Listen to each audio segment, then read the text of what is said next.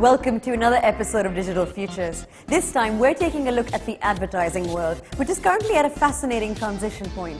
We're seeing the emergence of entirely new technologies and devices and an intensely competitive audience landscape. Not to mention, the value of the global ad market for 2014 alone is forecast at $500 billion. Let's quickly highlight three of the many trends. 1. It will be mobile that will drive the strongest growth in this sector. For instance, this year alone, mobile ad spend is set to surge by 90% in the UK and over 120% in Brazil. 2.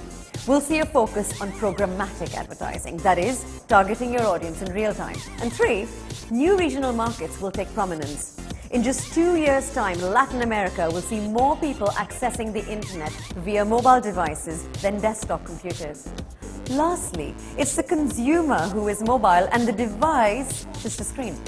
Advertisers are targeting audiences and not just the technologies in their pocket. We asked three advertising gurus for their take on the subject, so let's hand over to them.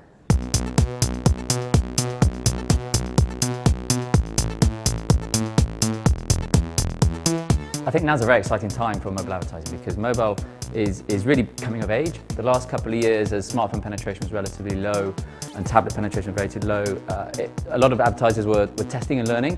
We're now getting into the rollout phase because we've got scale and we've got success stories of how mobile advertising can deliver value for advertisers. I think in the next 12 to 18 months, we will be in a mobile world. We're in this crossover year where users will start accessing the internet through a mobile device more than a desktop. So I think there's going to be a point as well when CMOs will say, I need to see 10 or 20% of my budget going into mobile now. So I think one issue mobile advertising has traditionally had is that a lot of the creative formats aren't particularly interesting and people can see them as intrusive or things that they don't particularly want. If you try and take a TV advert or a typical digital advert and get it onto a mobile phone, it's going to be very uninspiring.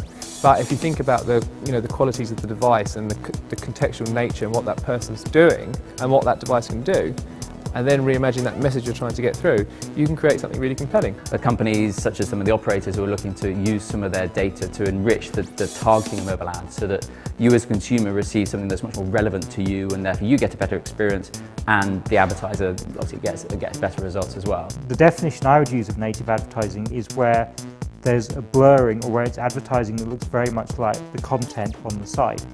And what the problem with this, or what the potential danger with this, is that people might assume that it's content, it's authoritative content with all of the things that the editorial standards of the site suggest, but actually it's a paid-for message. There's ways in which you can be super targeted, super contextual, and display what people are looking for. That's good native advertising.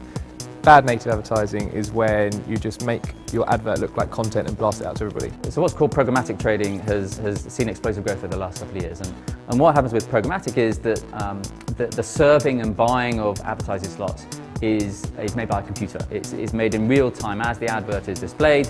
There's an auction that happens on a computer somewhere that decides what is the best content to serve into that ad slot. What we've always seen is a higher rate of return on programmatic advertising because it's so much more tailored to the person seeing it than a message blindly going out to the person irrespective of different attributes you know about them. I think it's actually going to broaden out beyond just digital and mobile advertising into things like TV advertising. Is going to start to become bought and sold programmatically. Ads will start to be sold to or served to individuals on a per television basis, per household basis. If we look at this realistically speaking, we're still very early on in this programmatic journey.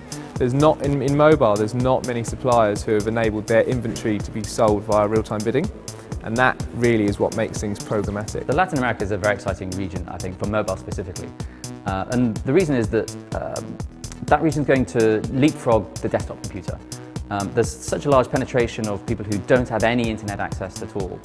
And that's because they don't have broadband, they don't have computers in their homes. But the penetration of smartphones is accelerating, that a lot of people are experiencing the internet for the first time on a smartphone device or a tablet device. I think it's going to grow massively, and I think there's a huge opportunity to, especially with younger people, to communicate with digital media. So mobile is already the growth engine of the advertising industry. It's the only channel that's growing year on year. In 2013, it was $13 billion, which is 13% of the entire digital ad market, about 3% of all advertising. and that's up from just 4% 3 years ago. As consumer usage of content and consumption of content moves onto mobile devices, the advertising dollars will continue to flow in that direction.